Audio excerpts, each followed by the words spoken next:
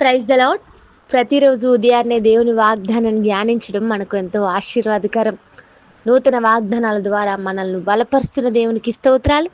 మీ ఏకీభావాన్ని బట్టి దేవుని స్తుతిస్తున్నాను. ప్రతిరోజు ఒక కీర్తన ద్వారా దేవుణ్ణి ధ్యానిస్తున్నాం, ఒక కీర్తనను తెలుసుకుంటున్నాం. నేటి కీర్తనను ధ్యానిద్దామా?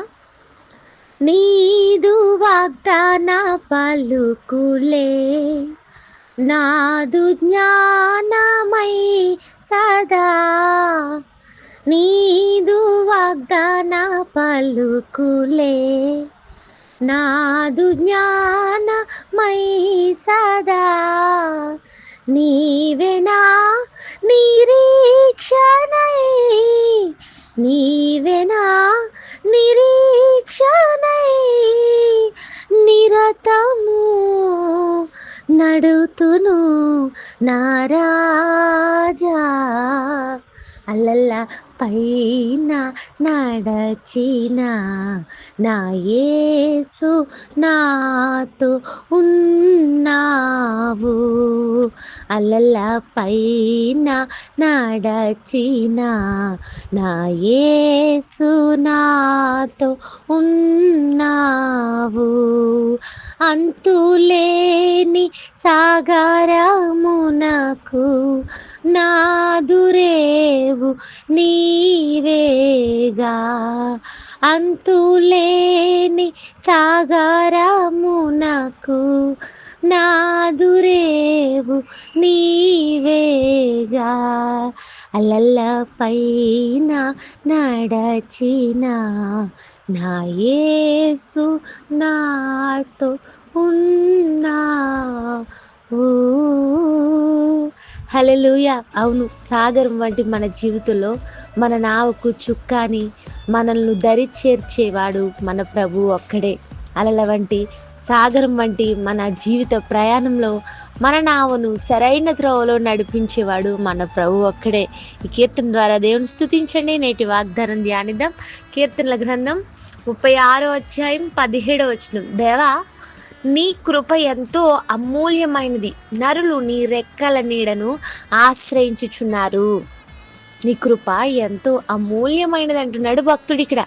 ఈ ప్రపంచంలో అమూల్యమైనవి, చాలా విలువైనవి, వెలకట్లేనివి, గొప్పవి అనుకునేవి చాలా ఉండొచ్చు. కానీ బైబిల్ చెప్పే సత్యం దేవుని కృప చాలా అమూల్యమైనదట. కొన్నిసార్లు లోక సంబంధంగా విలువైనవి, కొన్నిసార్లు మన అవసరాలు తీర్చొచ్చేమో, కానీ దేవుని కృప సర్వ విధాల మనకు ఉపయోగపడుతుంది. దేవుని పొందిన వారు ఎంతో ధన్యులు. దేవుని కృపను ఆశ్రయించేవారు ఎంతో అదృష్టవంతులు. ఈ లోకంలో వెండి బంగారాలు లేకపోయినా, ధనధాన్యాలు వజ్రవైడూర్యాలని చూడలేకపోయినా, దేవుని కృప నీకుందనుకో, ఇవి ఉన్న వాళ్ళందరికంటే నీవు గొప్పదానివి. నిజంగా ఈ మాట అనుభవించే వారికే అర్థమవుతుంది. వెండి బంగారాల కంటే దేవుని కృప విలువైనది. ఆ కృపను ఇవ్వడానికి యేసుప్రభు వారు నరావతారిగా ఈ లోకానికి వచ్చారు. కృపా సత్య సంపూర్ణుడిగా మన మధ్య నివసించారు. ఆయన కృపకు అసాధ్యమైనది ఏదీ లేదు. ఆయన కృపను కనుక మనం పొందుకుంటే మనకు ఏవి కష్టం కాదు. నరులు నీ రెక్కల నీడను ఆశ్రయించుచున్నారు అంటున్నాడు భక్తుడు మాట్లాడుతూ.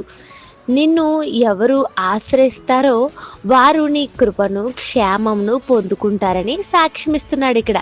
ఈరోజు ఈ వాగ్దానం వింటున్న వారిలో ఎవరైనా బంగారం, విలువ గల వజ్రాలు, వెలగల వస్తువులు ఏవేవో లేకపోవచ్చు మీ దగ్గర, కానీ నీవు దేవుణ్ణి ఆశ్రయిస్తే, ఆయన కృప మీద ఆధారపడితే దేవుడు నిన్ను విడిచిపెట్టడు. ఆయన నిన్ను నీ అంచనాలకు అందనంత ఘనతతో నిలబెడతాడు, వాడుకుంటాడు, హెచ్చిస్తాడు. బైబిల్లో ఇలాంటి వారు చాలామంది ఉన్నారు.